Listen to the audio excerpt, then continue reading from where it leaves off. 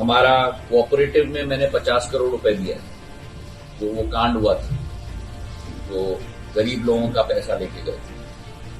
लेकिन मुझे सूचना दी गई कि जो 50 करोड़ रुपए मैंने दिया है उसका भी मूल्यांकन होना चाहिए वो राशि देने के समय में, नहीं तो वो भी बलि, भ्रष्टाचार की बलि चढ़ जाएगी। मैंने कलेक्टर साहब को निवेदन किया है कि एक अफसर का नाम दिया जाए जो अकाउंटेंट हो, तो आना पैसा का पूर्ण अकाउंट रखे उस राशि का भुगतान करने के समय, ताकि वो भ्रष्टाचार की बलि न चढ़े। और राहुल गांधी को कांग्रेस पार्टी को आगे बढ़ाने के लिए रेस के घोड़ों की आवश्यकता है, और रेस के घोड़े क्या अब कांग्रेस पार्टी से जो दूर जा चुके हैं वे रेस के घोड़े वापसी करते हुए नजर आएंगे।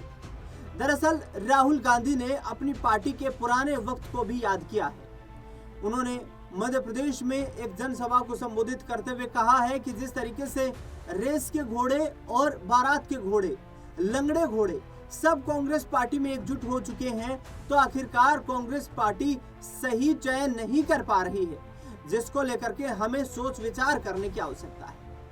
कांग्रेस पार्टी में यूथ लीडरशिप को बढ़ावा देने के लिए राहुल गांधी लगातार ये कोशिश कर रहे हैं कि जिला अध्यक्षों की जो नियुक्ति की जानी है देश भर के कांग्रेस पार्टी के संगठनों में, उनमें यूथ की भागीदारी सर्वोपरि रहे, जिसको लेकर उन्होंने मध्य प्रदेश से बिगुल भी फूंका है।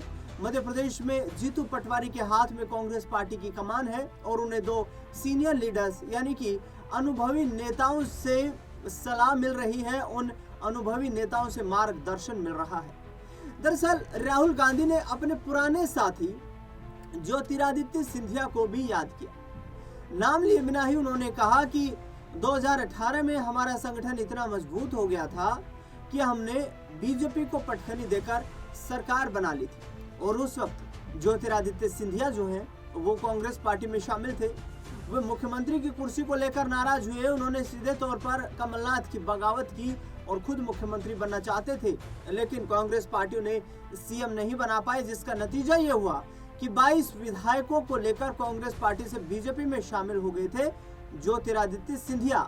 लेकिन अब ज्योतिरादित्य सिंधिया कांग्रेस में क्या फिर से वापसी करेंगे, ऐसा कहा नहीं जा सकता है, लेकिन मोहन यादव सरकार के खिलाफ उनकी जो बयानबाजी रही है वो चर्चा का केंद्र रही है। बता दें आपको कि जीतू पटवारी सीधे तौर पर ये ऐलान कर रहे हैं कि आगामी 1 साल में हम कांग्रेस पार्टी के संगठन को काफी मजबूत कर लेंगे, लेकिन मोहन यादव सरकार पर जो ज्योतिरादित्य सिंधिया ने उनके अधिकारियों पर सवाल खड़े किए, वो भी कहीं ना कहीं कांग्रेस पार्टी को राजनीति करने का एक अच्छा अवसर देंगे। ज्योतिरादित्य सिंधिया ने सीधे तौर पर कहा कि जिस तरीके से भ्रष्टाचार चरम सीमा पर बढ़ता जा रहा है, उन्होंने कहा कि मध्य प्रदेश में अनेकों ऐसी शिकायतें आती हैं जिसमें लोग ये आरोप सरकार और उनके अधिकारियों पर लगाते हुए नजर आते हैं कि साफ तौर पर भ्रष्टाचार हो रहा है, जिस पर हमें लगाम लगाने की आवश्यकता है। दूसरी ओर उन्होंने केंद्र सरकार की तरफ से 50 करोड़ रुपए की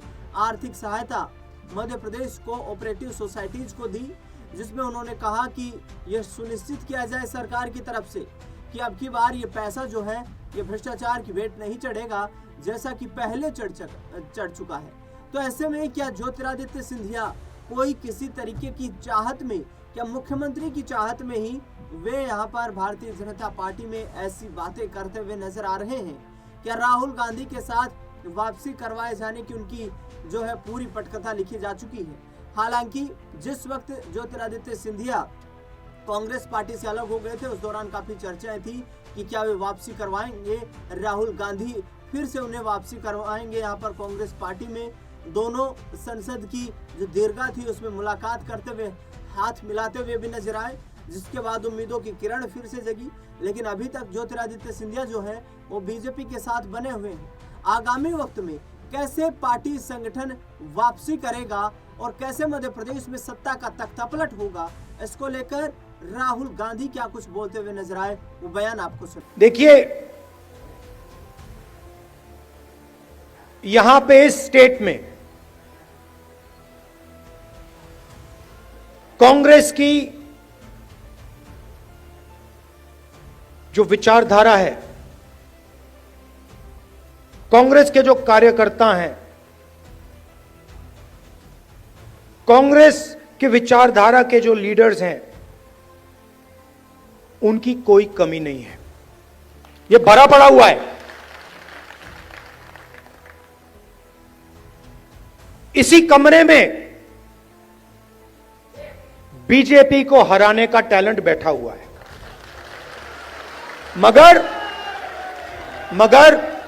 मगर आपके हाथ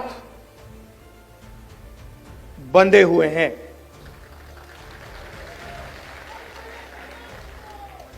बंधे क्यों हैं? क्योंकि आपकी आवाज कांग्रेस पार्टी के संगठन में ठीक से नहीं सुनाई देती है।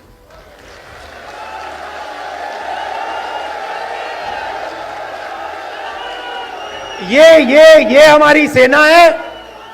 ये लड़ने के लिए तैयार है, ये मरने के लिए तैयार है। बीच में 2-3 लोग उल्टे सीधे बयान देते रहते हैं।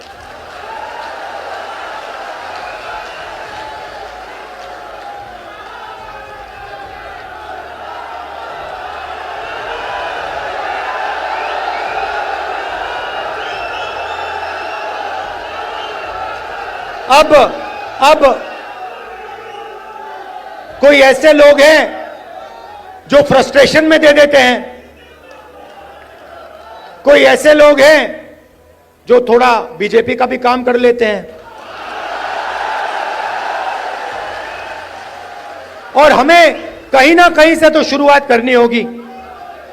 तो वर्किंग कमेटी ने निर्णय लिया है कि शुरुआत डिस्ट्रिक्ट और डिस्ट्रिक्ट प्रेसिडेंट के पोस्ट से होगी,